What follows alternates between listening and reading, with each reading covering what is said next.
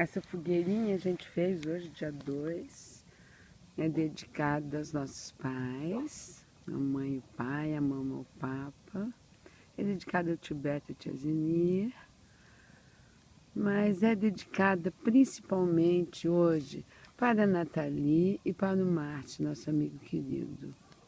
Que eles se encontrem ou não, mas que essas almas fiquem bem. E é dedicada a todos que precisam de luz. E ela está muito linda, estou super orgulhosa que eu fiz. Aqueles 2 paus ali de pé foi o Rácio, ele colaborou, ele tem os 3 paus lá de trás e pôs aqueles ali de pé, assim. Mas eu fiz ela do comecinho.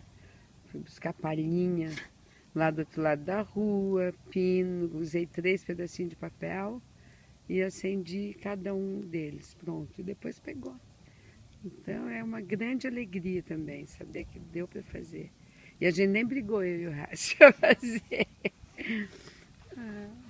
Era isso.